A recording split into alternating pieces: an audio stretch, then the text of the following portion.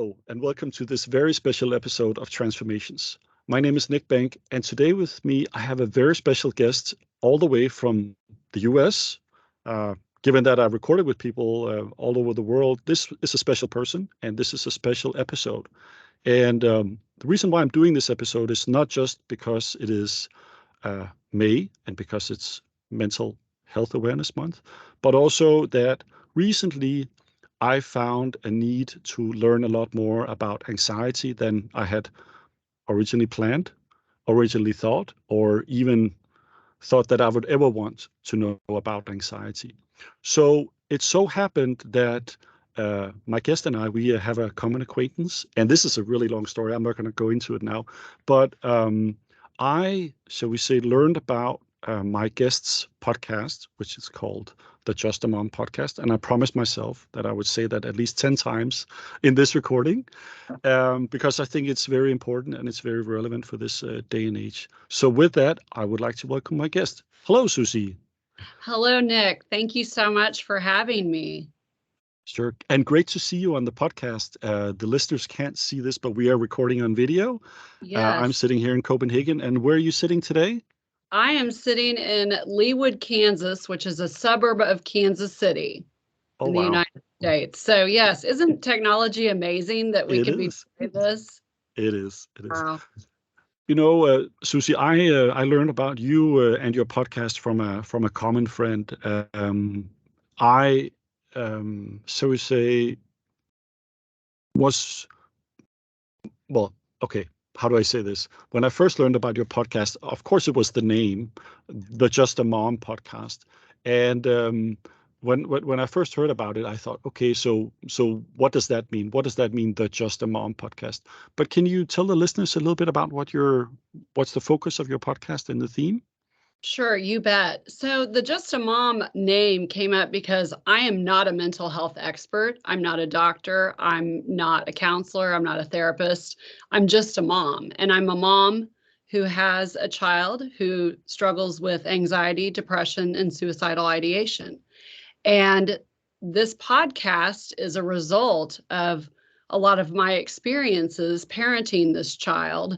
And what the Just a Mom podcast does is we try to put stories out there of other parents who have walked similar journeys with all kinds of issues, mental health issues, substance abuse, that type of thing. And I also, in the last season, season 2, realized that parents don't have enough information.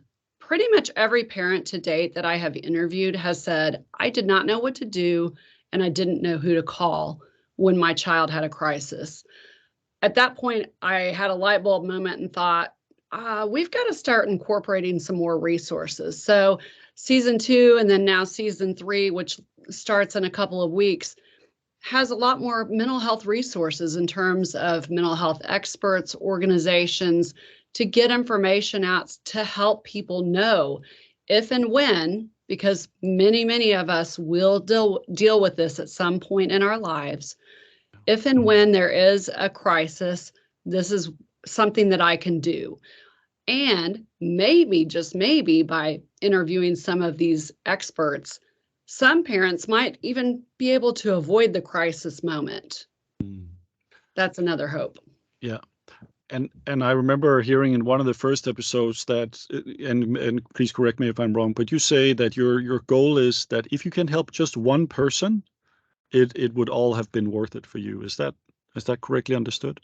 Absolutely. Because when I was walking through this journey, when our son Will was at his lowest point, and this was all new and fresh for us, and this was about 6 years ago, it was the loneliest, most isolated I have ever felt in my life.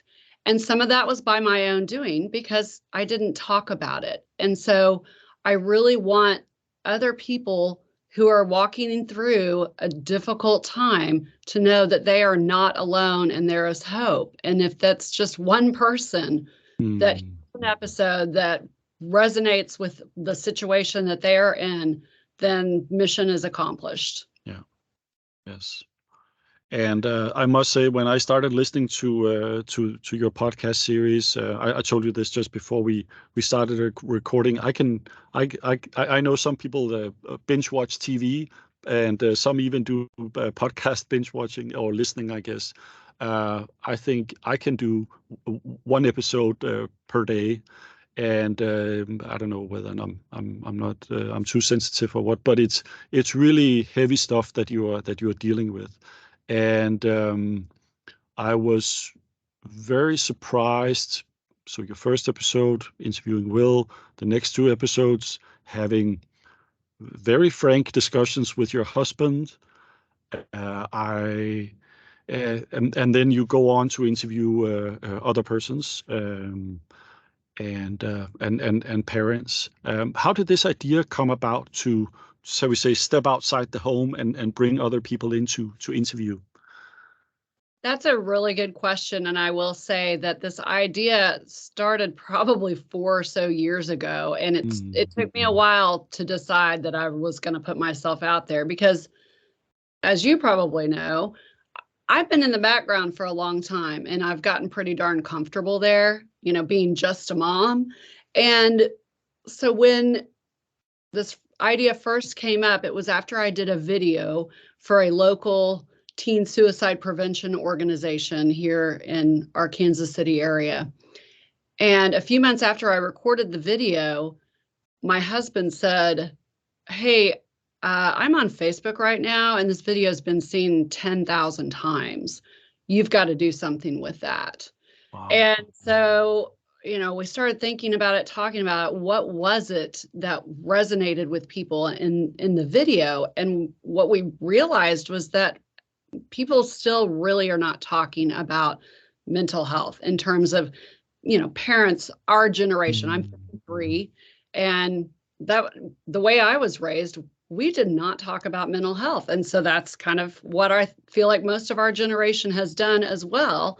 And so we've got to start talking about this. And when I put some things out there on that video, parents were like, "Yeah, I felt that too. I understand that resonates with me." So we started talking about, what do we do with this? How do we use our painful situation and the things that we've learned through it to help other people? Yeah. And I have a journalism background. Again, it's been a long time, so dusting off some of those old skills. We decided on a podcast because we love that podcasts are accessible. They're free. You don't have to pay to listen to a podcast. You can listen to podcasts all the time in terms of in a car, when you're exercising, when you're doing chores around the house. So it's just an easy thing to plug in while you're doing something else. And I'm big into multitasking. So, and there's just such power in stories. And I love the name of your podcast, The Transformations, because I do think that stories can be very transformational. And so the podcast medium lends itself, in my opinion, to a really great way to communicate stories. Yes. I completely agree, and the format can be used in many ways. Also, as we said, with technology, it's super easy, like we're doing now. I was thinking when thinking back to some of the specific episodes, you talk about from the perspective of the parent, and you talk about, and obviously you also interview the kids themselves, but you talk about from the perspective of the parent or the caretaker, the caregiver in that sense. How do you think that changed the perspective for you? Because you actually relatively quickly get into not just talking about the disease of the young ones, but actually also about a lot of the shame and the anxieties that are for the rest of us that's out there. How did that appear? I'm sure when you started in your podcast, maybe you had a manuscript. I don't know, but was this a theme that came out, and did it surprise you, or did you know that it was there? meaning dealing with like the stigma associated with Yeah. mental illness, Yeah. that's something that kind of, again, has grown since we started this. That's something that we want to do, is help knock down some of the stigma that's associated Mm. with talking about mental illness and mental health. When we get to the point as a society, as a human race, where we talk about mental health in the same way we talk about physical health, I think then we will have arrived. We're a long way from that at this point. But again, if I can just help affect that in a small way with one or two people, then we've accomplished what we wanted to do. Yeah. Yeah. And what has been the response to you, as just a mom, but also when you were out and about? How are people seeing you differently? Did they know that you had this skill? What has Well, changed for you? that's a great question. And I have been so encouraged, and people have been truly wonderful and lovely in their encouragement of me. And people have reached out to let me know that the podcast has meant something to them, or a particular episode they really connected with, a story being shared, or they learned something that they didn't know from one of the mental health experts. So that has really, really spurred me on to want to continue to do this, because it is helping people. And the reason I laughed was because I was somewhere a few months ago, and it was a volunteer thing, and I was a greeter at the door when people would walk in, and someone for the first time said, "Oh, I recognize your voice because I've listened to your podcast." Oh, And it wow. took me aback for a second. And then someone else told me that my voice was soothing. And I thought that was hilarious, because in 35 years, my husband, Dan, has never once told me I had a soothing voice. I think that's great. Oh, what a We great joke story. about that. So, Yeah. but no, I Well, appreciate that question. Thank you. yeah. Well, we can fix a lot in post-production if you want to change the pitch of your voice. So if there is anything that you want to do, just let me know. But actually, there is, I remember listening back to some of your first episodes, and it's almost like you are at the edge of the seat, yourself trying to find a way to start this conversation. And one of the things that surprised me when I started, so we say, looking around, is that there's no shortage of, if not information, then at least material. And it can be very difficult to sort of sort what is true and what is somebody's opinion that they've made up in a basement somewhere. So, what are some of the places where people should go and look for, so we say, qualified information that you Sure. would recommend? And that is such an excellent point. And one of the mental health experts that I interviewed was actually our therapist. And she talked about that. That was something I asked her, because you're right. Our internet is a great thing in a lot of ways, but it's also a rabbit hole. And you can find all kinds of information that may not be accurate or Mm. correct or supportive. She pointed out, especially in the United States, and I don't know how the governing bodies in your country and other countries work, Mhm, but mhm. to find a qualified professional, there are certain websites that are certifying of these professionals, and they get these qualifications. So I think that that's a really good way to look for someone. We in the United States have some really amazing organizations like the National Alliance on Mental Illness, which is called NAMI.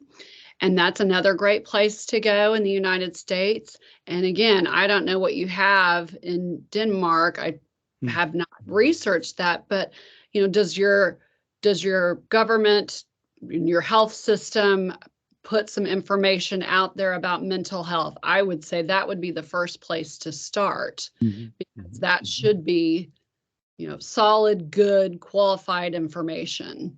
Yeah. Yeah, and certainly there is a lot of material available from the government here, and as we're saying, this is the month of May.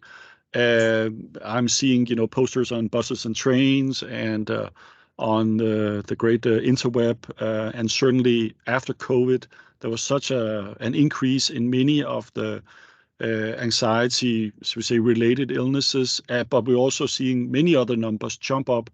And one thing that really surprised me was this number on the number of people feeling lonely. Here we are, we have never been more connected, but, I never feel personally more alone if I'm sitting in a train. So we have really good public transportation, as you can tell. So if I'm sitting in the train and I'm sitting next to 100 people and everybody's on their phone, nobody's talking to each other, everybody, and you see this in families, with friends, between kids. And some of it is, sure, there are different ways to play today, different ways of spending time together. But, loneliness is one of those cases that are really picking up. And especially also, the elements from social media, the young people are comparing themselves. It's very easy to feel too fat or too thin or too tall or too short or too something or not enough something else. So this, there are many ways I'm sure it can come from, and the numbers are increasing. I was wondering from your perspective, what would be your advice if you have somebody in either your close friends circle or within your family that are suffering from anxiety? What should they do? Well, there are some things that we should do and some things that we shouldn't do. And again, I've just been able to learn so much from some of the experts that I've had on the Just a Mom podcast. And one of the things that we should always do is ask, are you thinking about harming yourself? And that's one of those questions that's really hard to ask a person. And sometimes we think that, oh, if we ask them that, then we're going to put an idea in their head or make them think that that's what we think they should do. But that's not the case at all. The experts say, ask, because if a person is thinking about it and says, yes, I am thinking about it, then that requires more questions. Okay, so do you have a plan? Have you thought about how you would carry this out? And if a person is that far along in thinking, then they probably need some immediate intervention. And in the United States, that would be, we would call our emergency numbers, which 988 is our suicide prevention lifeline, or 911 is our medical emergency. So either of those, if I were to ask those questions of someone and the answers, would follow that, yes, I have been thinking about this, and yes, here's how I would do it, then that requires some immediate action and not to wait, go to now, call or go to a hospital, go to a mental health facility immediately. And otherwise, other things you can ask a person is, do you want to talk about it? Tell me how you're feeling. Even if a person's not ideating suicide, let's talk a little bit about what you're going through, because oftentimes someone who's struggling with anxiety or depression or, a myriad of other mental health issues, if they could just talk about it for a little bit, then that helps. And to your point, when we're always head in a device, we're not doing that. We're not talking. And anecdotally, I do think that is a huge reason for the uptick in our mental health issues worldwide, because we're not connecting. We're not doing this like you and I are doing right now. We're not talking face to face. I'm not seeing your body language. I'm not noticing your slumped shoulders or you've got your hoodie on and your head's down low and your eyes are down and you've got your headphones. You know what I'm saying? And so there are certain things that I think we're just missing because instead of looking up, we're looking down into our phones. Yeah. The story that you share on the podcast, the way that you found out about Will, him writing a lyric, you being contacted by the school, it almost sounds like it's like a completely external signal to your world. Somebody's coming and saying something is going on. Can we do something other than talking about it? Is there something we can do earlier to maybe understand better? That is such a good question, and I'm so glad you asked it. I wish that I had learned all the things that I've learned in the last year and a half. I wish I'd learned this all 25 years ago when I first became a mom, because I would have parented differently. And maybe instead of Will emailing his school counselor saying, "Hey, I'm really struggling," he would have come to us before he got to that really low, desperate moment. Yeah. And if we had talked more about mental health and given them words to use to attach to feelings and things like that, then maybe that would have played out differently and he wouldn't have gotten to the crisis point. Now, I don't say that to, beat up on myself as I did a bad job or whatever. We did the best we could at the time with what we were dealing with. But that's something that I want young parents to hear and to know is start talking about this from birth. And there are some fabulous children's books out there that, how do we talk about this? Do you have a feeling in your tummy that feels like butterflies? Things like that that could signify some anxiety, because this starts in young children. And again, if we can teach kids from a young age how to put words to it and then some coping mechanisms when they are feeling certain feelings, then we might be able to avoid some big crises moments like what Dan and I and our whole family experienced with Will. Yeah.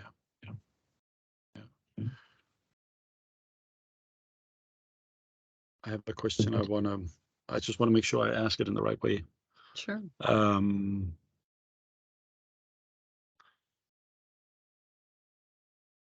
I ask this?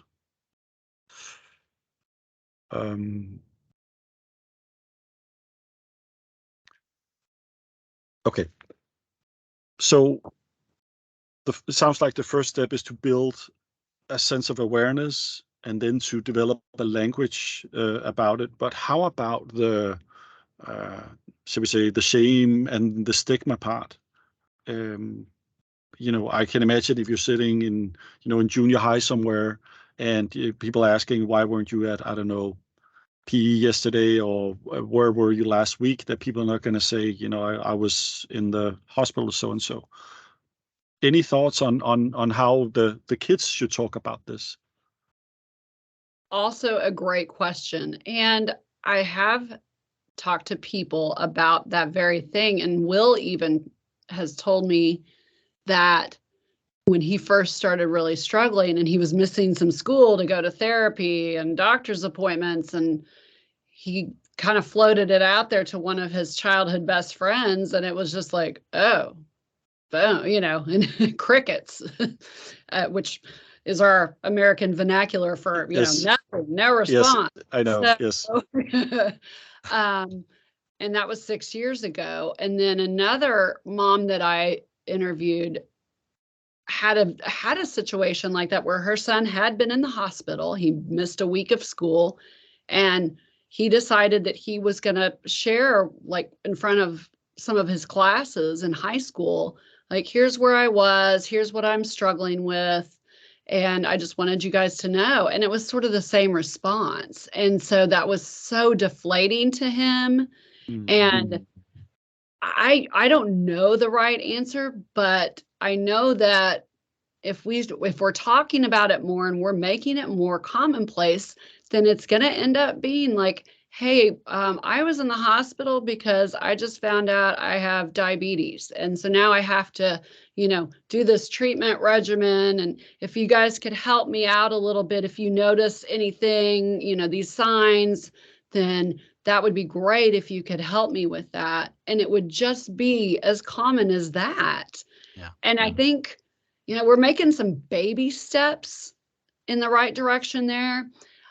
We have some really good programs that are happening in our schools here in my local area and in the suburb of Kansas City that are really working towards getting kids to talk about it. And I've gotten to see firsthand some of the teenagers in particular, and they are talking about mental health in a way that we as adults still aren't, and we sure weren't when we were teenagers. Yeah. So I'm really encouraged by that. But yeah, we just need to keep doing it. And when we make it commonplace, when that is a normal conversation that we're having with our young kids at the dinner table, or, when a child comes home from school and, tells us about how they're feeling, or doesn't tell us about how they're feeling more often, and we can know to ask the right questions about, let's talk about how you're doing and how you're really feeling, then that just makes it more every day and more part of what we just do. And it's just going to be a complete shift in terms of mind frame. And I think we're headed in the right direction, but I still think we've got a ways to go as a human race. Yeah. Susie, here in closing, I want to ask you one of the elements that you talk about in your podcast also, and we also talked about it here, is this, I'm not going to say comparison between mental health and physical diseases, things that you can see, but you also talk about the differences between curable and treatable. Maybe you could expand a little bit on that for our listeners. Sure. Well, we've certainly learned firsthand from our son, Will, that his mental illness is something that he carries with him. And I like to say that he has a chronic health condition, because that's what it is. And that condition requires continual monitoring and some adjustment sometimes. And that's very true over the last 6 years. And then I think sometimes we kid ourselves into thinking, okay, we've got this fixed, right? Oh, we'll just take care of it. Well, he's going to go to therapy for a little while and maybe take some medicine, and then it'll be over. And that has not been our story, and that's not most people's story. Sometimes that does happen, and kids can get some tools, or not just kids, but adults can get some tools from therapy, from counseling, that help them to know how to process and deal with some of the things that come up in life. But sometimes that's not how it works. And if you have a mental illness, then likely it will be a lifelong journey. And again, just like asthma or diabetes or any of those types of chronic health conditions. And people live really healthy, full lives with asthma and diabetes. And guess what? People can live really healthy, full lives with mental illness. And I'm happy to tell you that, right now, Will is in a really good place. He's doing really well. And he's in a place where he's in more of a maintenance mode with his therapy. He goes when he needs to, and he knows, when those moments are. He's still taking medication. He's had some times where he has not taken medication, but presently he is taking medication. And again, he meets with the psychiatrist every 3 months, and they talk about, okay, how's this going? How's this working? Do we need to make any adjustments? So, yeah. Susie, it's great to hear, and thank you so much for coming on the podcast. So your podcast is, of course, called the Just a Mom podcast, which I cannot say enough times. Today you were on Transformations, Stories of Change, where I've had many different guests, each sharing their, first of all, definition of transformation, sharing their stories, coming back and reflecting on it. That's typically what happens here. If you were to give yourself, so we say, a good piece of advice, maybe yourself 2, 3, 4, in your case, probably 6 years ago, what would that be? That's a great question.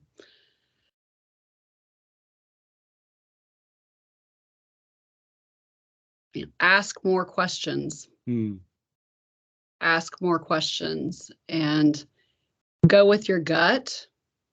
if you think there's something not right, probably is, and looking back, of course there were things that we missed that we look at now and like, yeah, we should have acted on that. We should have realized that that was a sign that Will was not in a good place. Yeah. And so pay attention to your loved ones and your friends. And if you think there's something wrong, if that's what your gut's telling you, then there probably is. And ask questions. Thank you. Thank you so much, Susie. And thank you for taking the time to, in your case, get up early and get ready to come on the podcast. It's afternoon over here. And it was great to meet you in this way. I hope we get to connect in the physical world sometime. I come to the US quite often, so perhaps we'll meet there. And yes, so for now, I'll say thank you so much and talk to you soon. Thank you, Nick. I really appreciate it. Thank you.